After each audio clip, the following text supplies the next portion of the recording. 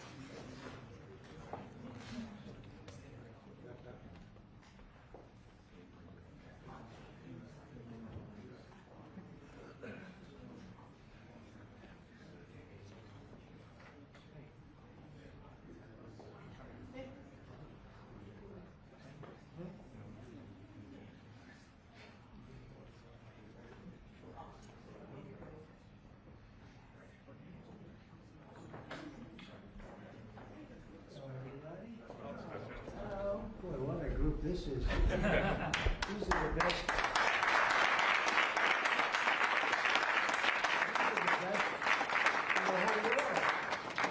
The best in the whole world. IBM, the whole group, huh? What a wonderful culture and what a wonderful group of people. Thank you very much for coming. It's really nice. Thank you. Come on, I'll slide over here. So great.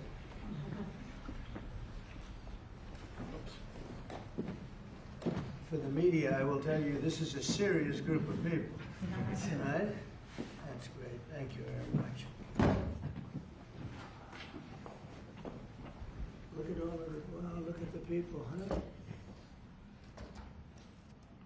It's seriously the biggest business people anywhere in the world, so I think it's a great tribute.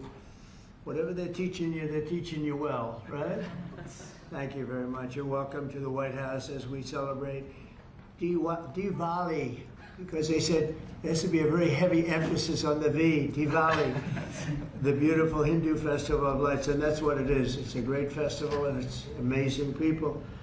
I'm pleased to be joined by the Director of the National Intelligence and a woman that's done a fantastic job, Tulsi Gabbard, wherever you may be, Tulsi. Hi, Tulsi.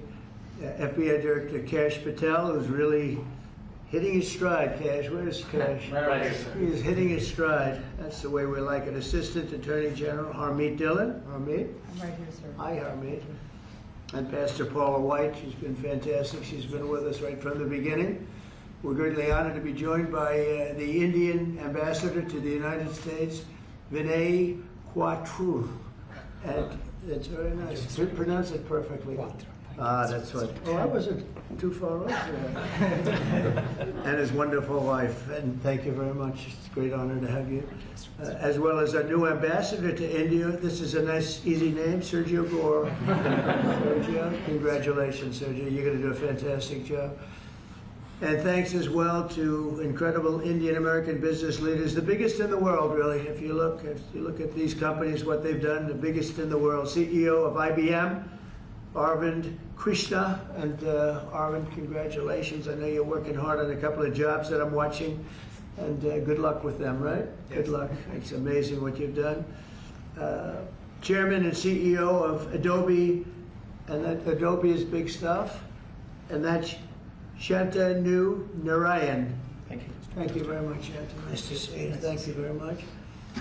CEO of Micron Technology, we know what that is, Sanjay Marotta. Sanjay, nice to see you again. And CEO of Palo Alto Networks, Nikesh Arora. And I want to thank you very much for, and great success. It's a hell of a group of people.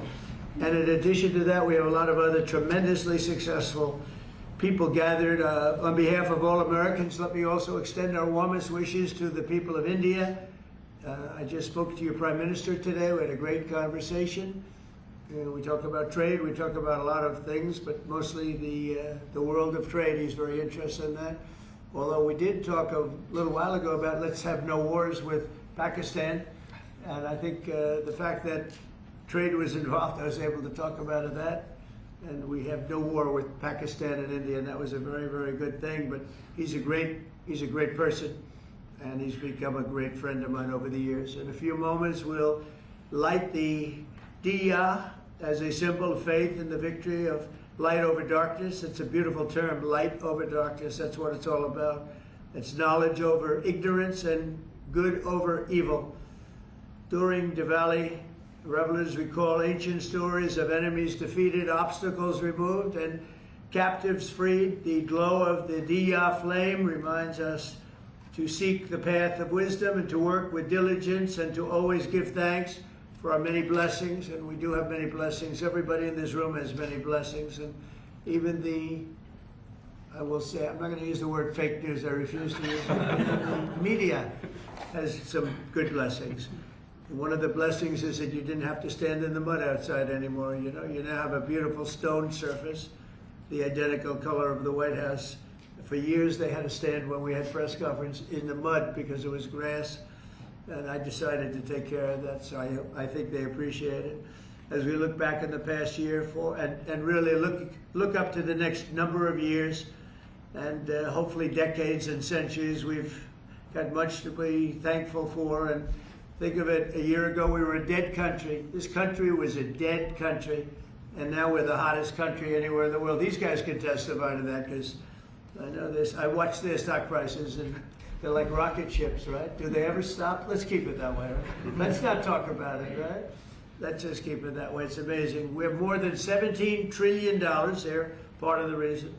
More than $17 trillion of investment pouring into the United States. It's going to be, I believe, over $20 trillion by the time the year's up. And as an example, the last administration had less than $1 trillion in a period of their 4-year period. They had less than $1 trillion. We're going to have 20 trillion. We have over 17 trillion already. That's investment coming in.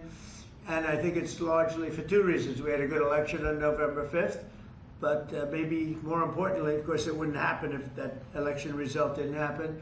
I think much more importantly, we have tariffs that you build in the United States, you don't have a tariff to pay. You build outside and you have to pay a tariff. And we're taking in money at a level that no other country has ever seen. There's never been a country, I don't think, fellas, you agree with that? There's never been a country with an investment in less than a year, actually to be exact, less than 9 months, of $17 trillion, right? And I know you're all participating, aren't you, huh?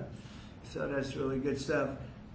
The economy is roaring, the incomes are rising, and small business confidence is at the highest level in over a decade. So the confidence levels, which means something, they think over the last 10 years, I don't think they go beyond that. We have the highest level of confidence in our economy. Gasoline prices are way down. Grocery prices are way down, energy prices are way down, mortgage rates are down. We have a real stiff at the Federal Reserve. I can't help that, but he's going to be leaving soon. And inflation has been defeated, but even though his rates are too high, the economy has been amazing. Our border is secure, totally secure. We had nobody in the last 4 months coming through illegally, which is actually hard to believe because, you know, they give me those numbers, but essentially it would be just about nobody. They actually say zero. That's actually hard to believe. You have zero when you had millions pouring across a year and a half ago, 2 years ago, but we have it down to practically nobody. And they are coming in, but they're coming in legally. And we're forging peace all over the world. We're putting America first. We're getting everybody to sort of get along. And I just got a call from the Middle East. We're doing very well there. We have many, many countries, as you know, signed on to peace in the Middle East, and nobody thought they'd ever see that happening. The Hamas situation, where they're pretty violent people, I would say. That we could put that out in 2 minutes. We're giving them a chance. You know, they agreed that they'd be very good, very straight. They wouldn't be killing people, and they have killed people. That wasn't the deal we made. But if they don't honor the deal, they'll be taken care of very quickly. But I'd rather not have to do that. But we have total peace in the Middle East. We have levels of friendship with everybody, and every countries that hated each other now love each other. Nobody ever saw anything like it. I think you guys are pretty surprised over here, right? You're surprised, but a lot of people are surprised. Are you guys surprised? Peace in the Middle East. You've been hearing about it for as long as you've been alive, and it's been a lot longer than that. You're still pretty young, but we have peace in the Middle East, and so. As we light the Diya, we look forward to a new year and a greater peace and a greater everything for all of us. And we want tremendous success, tremendous health. We're doing a lot of things in the world of health. And the autism situation is just crazy when you think of it. And you go back 20 years, it was 1 in 20,000, and now it's 1 in 12. Is that hard to believe? When I hear that number, it's not even believable. And we think we're onto it. Bobby is doing a great job, and Dr. Oz, all of them, they're really working hard. Nobody's ever seen anything like that. And it's been a very important factor for me. I just say you got to focus on that. We think we have a lot of the answers. We've announced a lot of the answers, actually, but we're looking at many things. We've made tremendous progress, and maybe the thing we've done the best on is prices for our drugs. We have favored nations now, where other nations, as you know, were paying a small fraction of what we were paying. And this was, for many, many years, this was happening. This was set up 30 years ago, where we were paying 10 times more, 12 times more, 5 times more, always tremendous numbers more. And I said, we're not doing that anymore. And the drug companies have agreed, and the countries have agreed. Now, if I didn't have tariffs, I wouldn't have been able to get it. I said, well, if you don't agree, we're going to charge you tariffs for more than the equivalent amount. And amazingly, everybody agreed. So our drug prices are going to be coming down 100%, 200%, 300, 400, 500% in some cases. A pill that cost $10 in London would cost $120 in, think of it, $120 in New York, or any place in this country.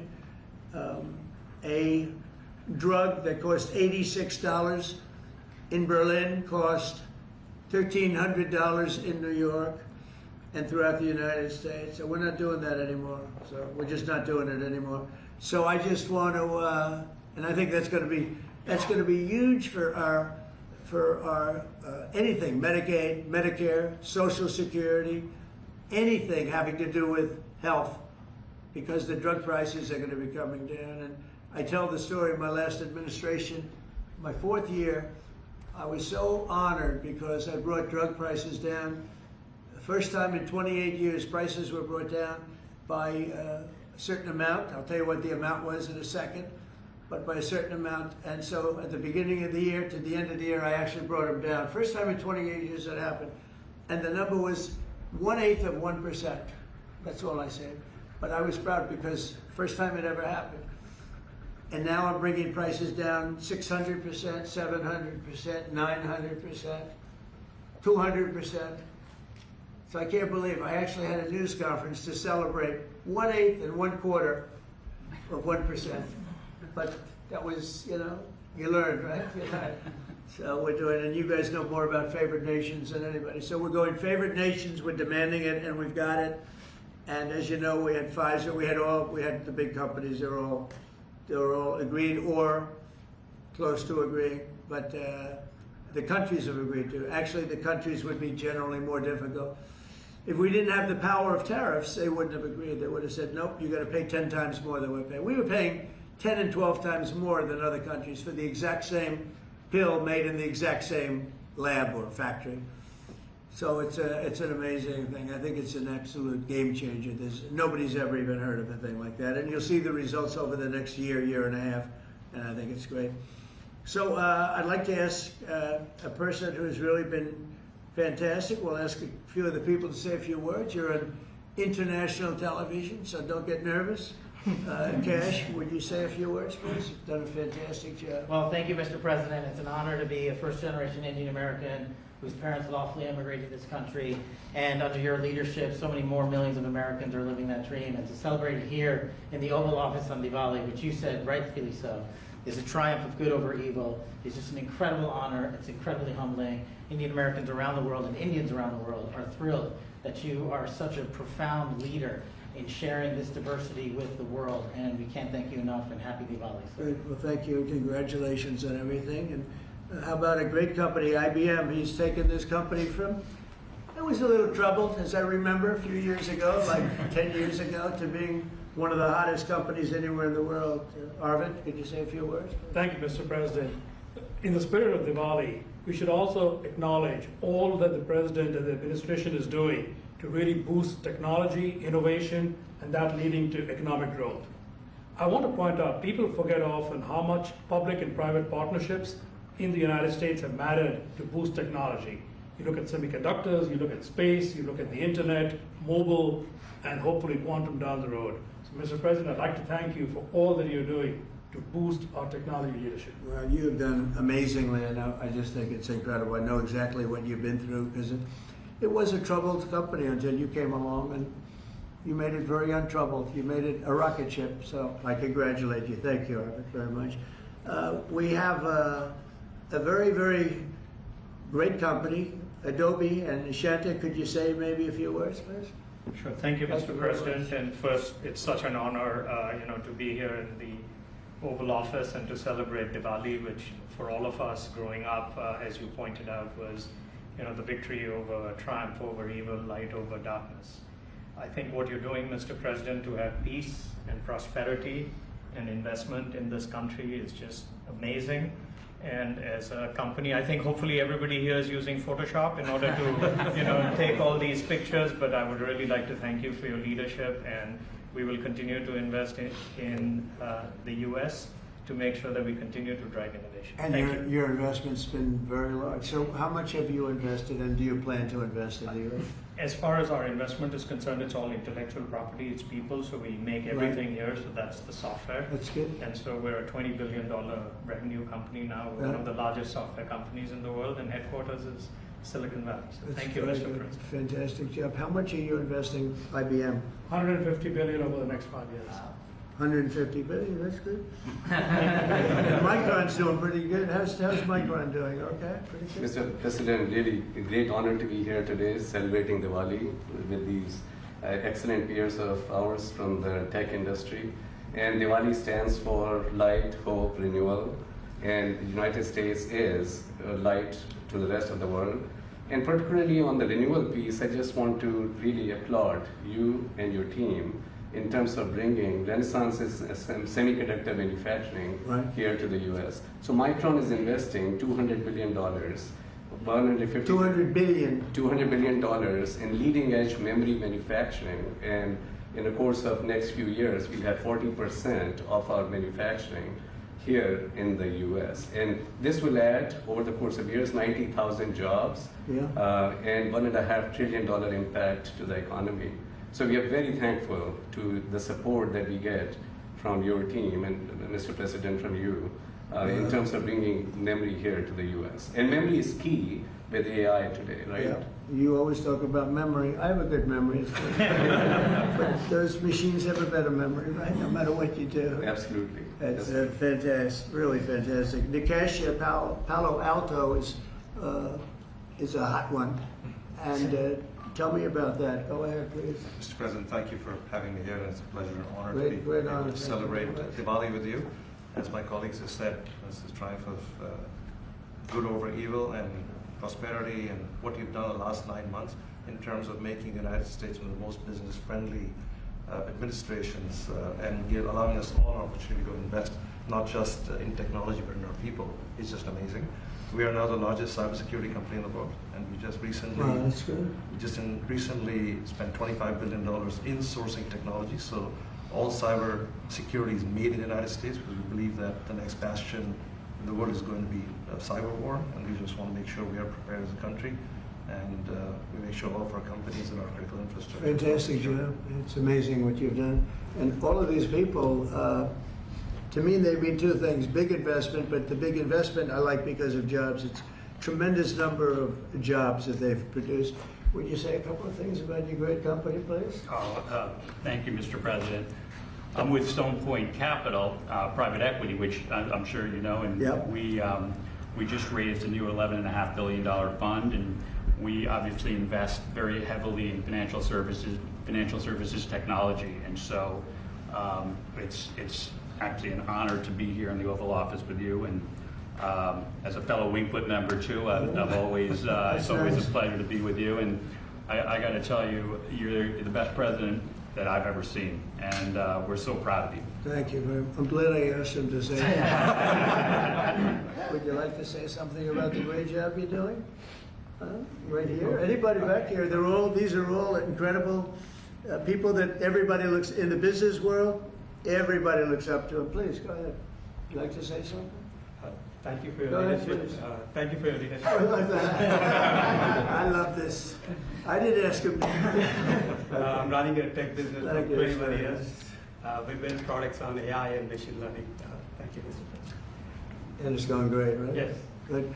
How about over here? We have some very unshy people. Harmeet, how about saying a few words? Well, thank you, Mr. President. It's a tremendous honor to have supported you 3 times and been part of your administration. And on this day of Diwali, I say on behalf of the United States Department of Justice that the message of the triumph of good over evil and knowledge over ignorance and justice over injustice is something that your administration is personifying, and it's a tremendous honor to be part of it, and thank you very much for including us here today. Good, and you're at the DOJ and doing a fantastic job. I Thank you, hear sir. That's great. She's doing a good job, Cash, right?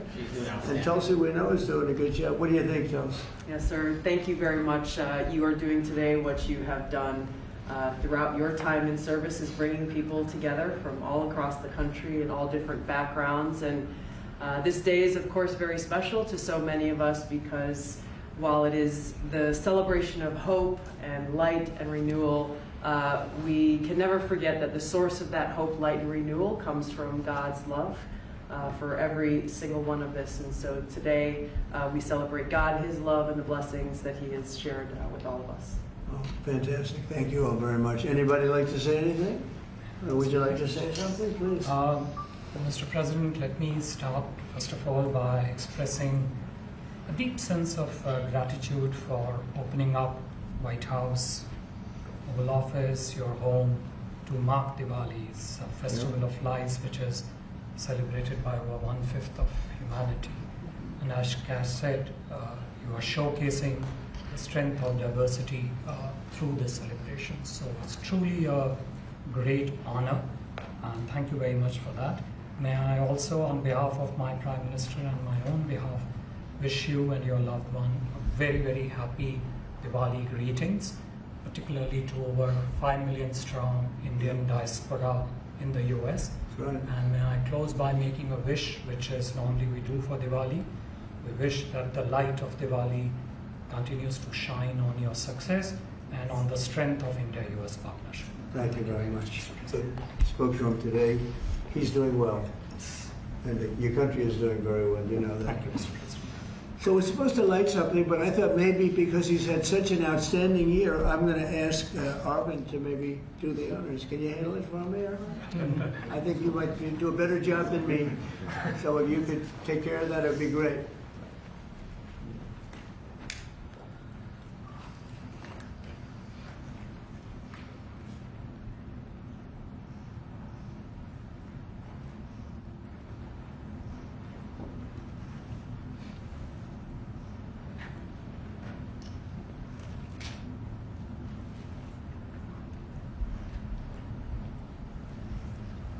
He's done a good job. I didn't know you were supposed to do that. I'm glad I asked him.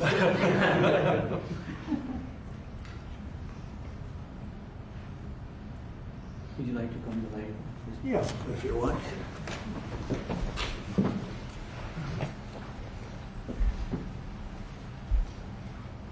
Okay.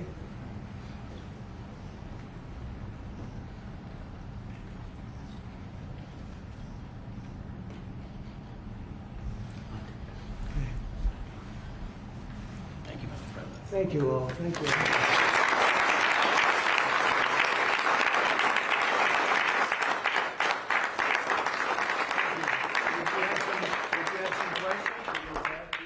Mr. President, the meeting with Vladimir Putin is canceled or put on hold. Do you know what happened there, and does that affect your decision whether or not to send tomahawks? No, I don't want to have a wasted meeting. I don't want to have a waste of time, so I'll see what happens. But we did all of these great deals, great peace deals. They're all peace deals, agreements, solid agreements, every one of them. But this one, and I said, go to the line of battle, or the battlefield lines, and you pull back and you go home, and everybody take some time off, because you got two countries that are killing each other.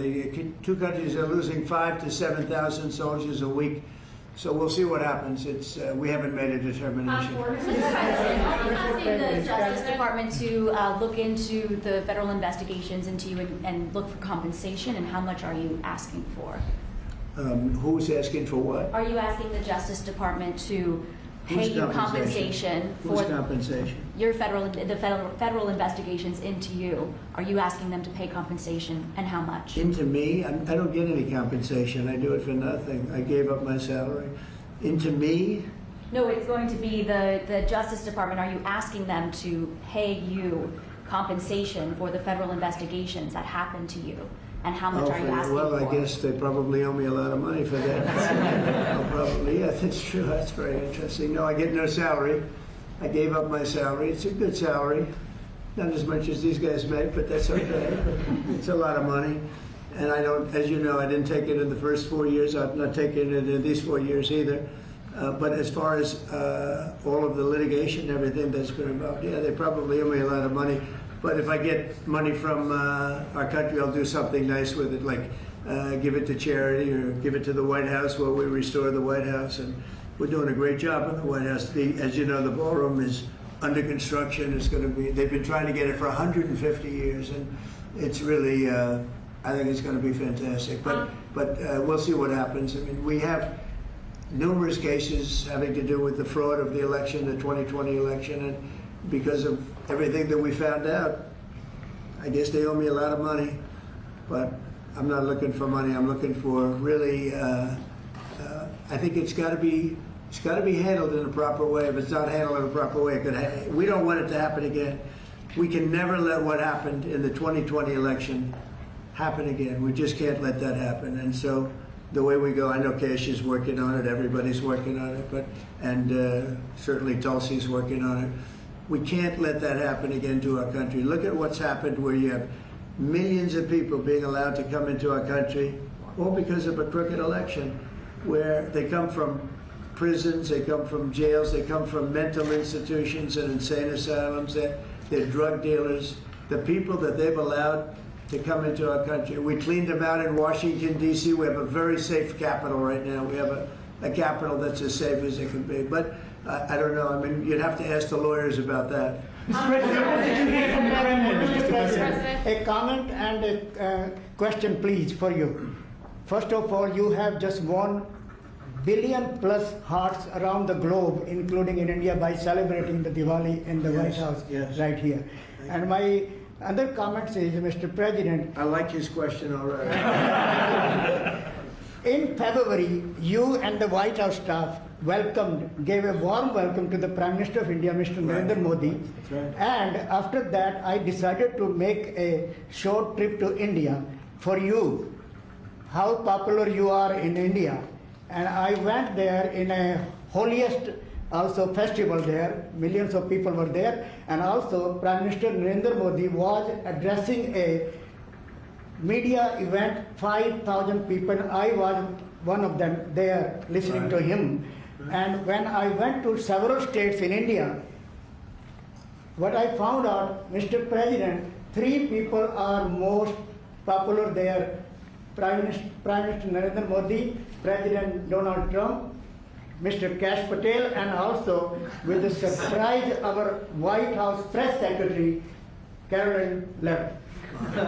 She's doing good, right? She is doing good. Superstar. And Mr. President, my question is, you had a great relationship with the people of India when you visited India, and with the Prime Minister of India, Narendra Modi, and also with the Indian American community. Where do we stand today, all those relations from 45 to 47 in the future, Mr. President? Please, thank you. Well, we stand great, and the people of India, I love the people of India, and we're working on some great deals between our countries. I spoke to Prime Minister Modi today, as I mentioned before, and we just have a very good relationship. And he's not going to buy much oil from Russia. He wants to see that war end as much as I do. He wants to see the war end with Russia, Ukraine. And as you know, they're not going to be buying too much oil. So they've cut it way back, and they're continuing to cut it way back. Mr. President, what did the Kremlin say Mr. President, Yeah, please. an appeals court recently ruled that you can send the National Guard in Yeah. Oregon. Do you feel unfettered to send the National Guard into whatever city you want now? Well, I guess so. That was the decision. I can send the National Guard if I see problems. I looked at Portland over the weekend. The place is burning down, just burning down. We weren't there. We didn't spend much time there because we were waiting for that decision. But the court, probably maybe that influenced the court. But you look at a place like Portland, it's ridiculous when they say that there's no problem. The place was on fire over the weekend. But we won the case in Court of Appeals. I think it was the Ninth Circuit, so that's pretty good. And a very strong opinion that we have the right to use the National Guard. You would think that would be common sense. We have the right to use the National Guard to put out trouble. Well, that's how I got elected. One of the reasons I got elected. Yes. Mr. President, what changed your mind after talking to Vladimir Putin between then and now? Why did you think that a Budapest summit might be wasted time? Well, I didn't say anything. I didn't say it would, and you never know what's going to happen. But a lot of things are happening on that front, on the war front with Ukraine and Russia, and we'll be notifying over the next 2 days as to what we're doing. Did you hear something? A lot of things are happening. Did you hear something from the President? I think we're President? going to get it solved. Yeah, please. Mr. President, on Ukraine, do you still see a chance for a ceasefire? And what is Putin asking for? Do you still see a chance for a ceasefire? And what is Putin asking for? I do. It's a vicious war. It doesn't really affect us. We sell equipment to them. We sell equipment to NATO, and NATO gives it to Ukraine, but we don't pay anything anymore. Biden spent $350 billion. The war would have never happened if I were president. Would have never, not even a million years. And Putin knows that too. Would have never happened. But it did happen, and I came in, and I have to see if I can put it out. But it doesn't affect us because we're not losing soldiers there. Although, when I first came in, that could have ended up, it's not going to happen, but it could have ended up in World War III. That was really out of control. So now it's they're shooting and they're killing people, and I think Putin wants it to end, and I think Zelensky wants it to end, and I think it's going to end. What is Senator Schumer said he reached out to you about meeting on the government shutdown. Will you meet with him before you leave for Asia on Friday? Well, I will actually. I'd love to meet with them. I just want them to open up the country first. The country is so hot right now, and they've never voted against, continuation. They've never voted against. They've never done that. They're doing this because they have Trump derangement syndrome. But I would love to meet. I would like to meet with both of them. But I set one little caveat. I will only meet if they let the country open. They have to let the country open. The people want to go back to work. They want to be served. They need the services of some people, and a lot of people need the money, the payroll. So I'll do it as soon as they open up the country. I'd like to meet. So you won't meet with them until the government. Just to be clear, you won't meet with them until the government's open. The government has to be open, yeah. The government has to be Mr. open. President. You know how long it would take for them to do that? Just say, okay, government's open, that's it. There is nothing. How long They're do you not think this could negotiating. go? What they're doing is saying they lost the negotiation, and when we got the great big beautiful deal done, they lost that negotiation. Now they're saying, well, we want to get some of the things we lost. But the problem is the things they lost are very bad for our country. We don't want to have people come over from all over the world, from prisons and all, and have them have their health care paid for. We want to take care of people that are American citizens and all. So they want $1.5 trillion of money to be wasted and jeopardize the health care of other people. We're not going to do that. So I would love to meet with them. We want the country open first. Mr. President, a new poll shows that if Curtis Sliwa dropped out of the New York mayoral race, then Andrew Cuomo would only trail Mamdani by 4 points. Would you call Curtis Sliwa to drop out of the race so that can happen?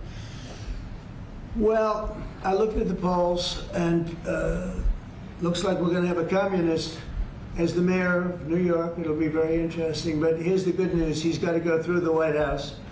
Everything goes through the White House, at least this White House it does. And we'll have to see what happens. But if he dropped out, he's not going to win. And not looking too good for Cuomo either. But maybe, I don't know, if he dropped out, maybe Cuomo would have a little bit of a chance, but not much. Because it looks like the lead is, it's not a great lead, but it's big enough that he should be able to win. So, you know, I don't know that I want to get involved. It's really a question of, would I rather have a Democrat or a communist? And I would rather have a Democrat than a communist. Will you meet with Mamdani if he wins? Yeah, I'll speak to him. Mr. President, I have an obligation to speak to him, but I love New York. I've always loved New York. I just can't believe a thing like this is happening. I left New York, and we had a mayor, de Blasio, who was a disaster, but when I left, it was sort of before he could really take hold. And boy, New York was a hot city, and now it's sad to see what's happening, frankly. And with the communists in charge, look, you just go back 1,000 years. I mean, it's been done many times, 1,000 years. It's never worked once, so it's not going to work now either. On your ballroom, President, you're building your ballroom right now. They're also building the Obama Presidential Library. I'm wondering if you've He seen. needs help. Have you seen pictures of the architecture and Yeah, what I do you think did. of it? It's not too pretty. No, but it's closed. It's stopped. They ran out of money. I mean, he's building a library / museum. You know, you call it some museum, and usually they call it both. They call it library and museum. That's the official name. And they're stuck. And he wanted only women and DEI to build it. Well, that's what they got. And the construction workers are standing out there and saying, we want to be able to build it. You know, you have I built a great building in Chicago, as you know, a big, beautiful building, one of the tallest buildings in the country. And we got it built very quickly, very well. And we used the construction workers of Chicago. They're great workers. They're great construction people. And I suggest that he get them involved. But they're hundreds of millions of dollars over budget. And I think it stopped. I'm reading these terrible stories. But that's the way our country was run under President Obama, too. Nobody knew it. Mr. President. Thank you, Mr. President. Russia remains China's top crude oil supplier in September. Are you considering tariffs on China? Well, I mean, you read the same papers as I do, but I don't have to read the papers because I'm the one. Right now, as of November 1st, China will have about 155% tariff put on it. And I don't think it's sustainable for them, so I want to be nice to China. But China's been very rough with us over the years because we had presidents that weren't smart from a business standpoint. Some were good politicians, some weren't even good politicians, but they allowed China to take advantage of us and every other country to take advantage of us. If you see, I made a deal with the European Union. I made a deal with Japan, with South Korea. Made a lot of these deals that are great deals, and I was able to do it. It's really national security. I was able to do it because of tariffs. And we're getting hundreds of billions, even trillions of dollars paid into the United States. We're a very rich country again. We'll start paying off debt. We'll do a lot of things. We'll probably make a distribution out of some of the tariff money. I think we're going to make a distribution over the next fairly short period of time to people, because we took in so much money from the tariffs. Just European Union, $650 billion. Japan, $550 billion. South Korea, $350 billion. That's even a lot of money for you guys, right? That's not bad, right? But no, we're taking in a lot of money, and it keeps people like this here, because that's why they're coming in. I mean, you wouldn't be, I mean, I'm not going to speak for you, but generally they won't be coming in if it weren't for tariffs. They come in here and they don't have to pay any tariff. If they do it outside, they pay a lot of money, a lot of tariffs. The money comes to us.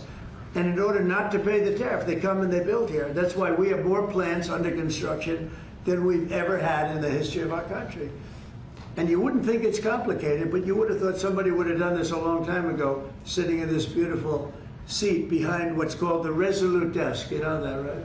This is a very famous. This is even more famous than any of your desks. But your desks are very good.